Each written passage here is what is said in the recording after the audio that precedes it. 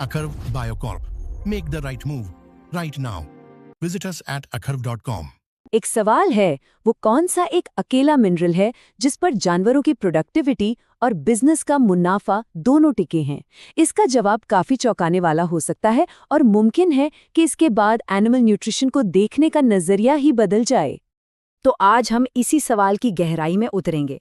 बात करेंगे एक ऐसे मिनरल की जिसे अक्सर नजरअंदाज कर दिया जाता है, लेकिन जो असल में बहुत ही ज्यादा जरूरी है, और वो है फास्फोरस। तो चलिए एकदम बेसिक से शुरू करते हैं। फास्फोरस को ना पशु पोषण का एक गुमनाम हीरो समझिए, जो पर्दे के पीछे रहकर सारे जरूरी काम निपटाता है।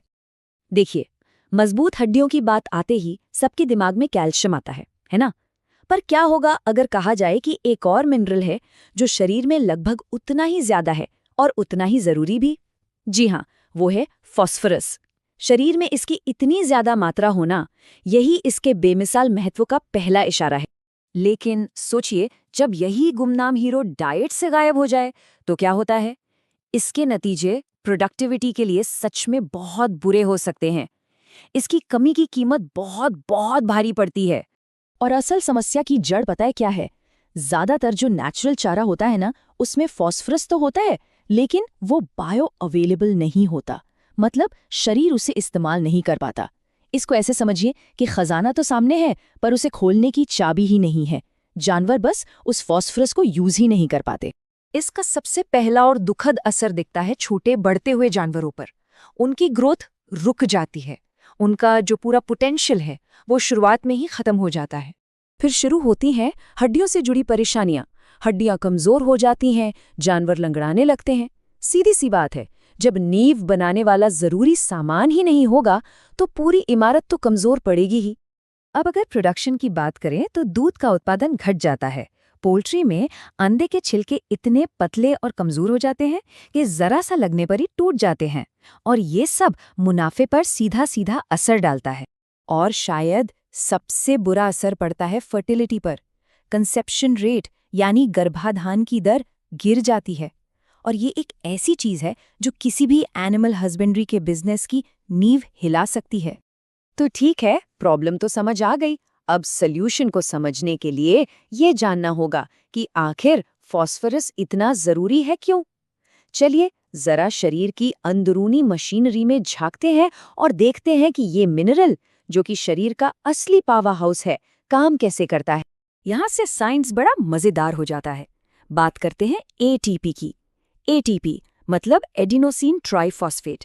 इसे शरीर की यूनिवर्सल एनर्जी करेंसी समझ लीजिए।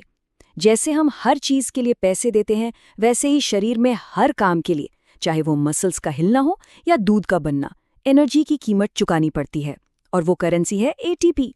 और मजे की बात यह है कि फास्फोरस इसी करेंसी का एक बहुत जरूरी हिस्सा है।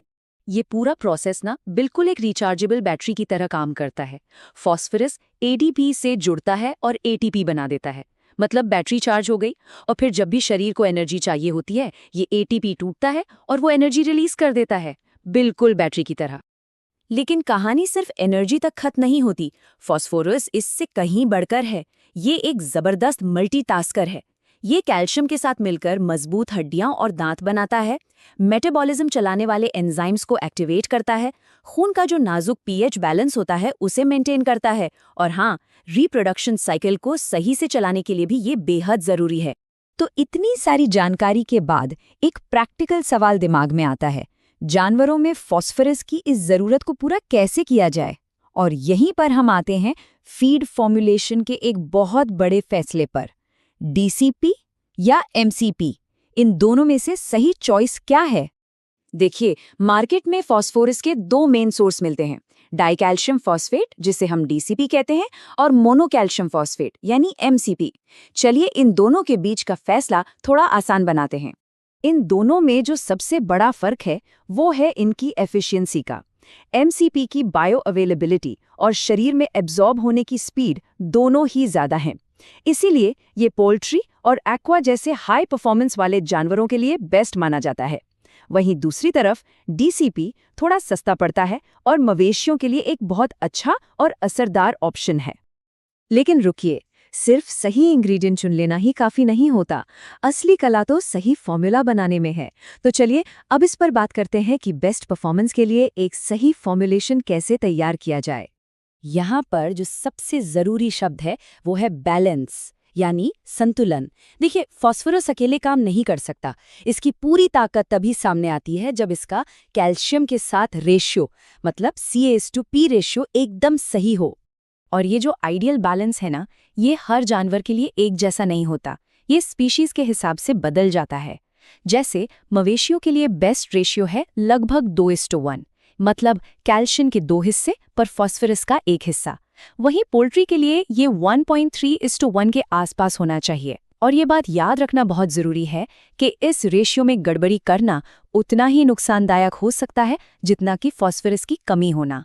तो एक अच्छा असरदार फॉर्म्यूलेशन बनाने के लिए कुछ बातें हमेशा ध्यान में रखनी चाहिए। पहला, कैल्शियम रेशियो को बैलेंस करें। दूसरा, बेहतर एब्जॉर्प्शन के लिए विटामिन D3 जरूर शामिल करें। तीसरा, बोन मेटाबॉलिज्म के लिए मैग्नीशियम डालें। और सबसे जरूरी बात, ओवरडोजिंग से हमेशा बचें। जरूरत से ज्यादा फास्फोरस किडनी पर बहुत बुरा असर डाल सकता है। तो इस पूरी बातचीत का सार क्या है? ये एक लाइन सब कुछ कह देती है। फास्फोरस सिर्फ एक मिनरल नहीं है, ये जानवरों में एनर्जी, फर्टिलिटी और प्रोडक्टिविटी की रीढ़ की हड्डी है। ये लाइन हमें याद दिलाती है कि एक हेल्दी और प्रॉफिटेबल पशु बिजनेस की नींव न्यूट्रिशन की गहरी समझ पर ही टिकी होती है। तो आखिर में सवाल यही है, क्या इस गुमनाम हीरो को वो अहमियत मिल रही है जिसका वो हकदार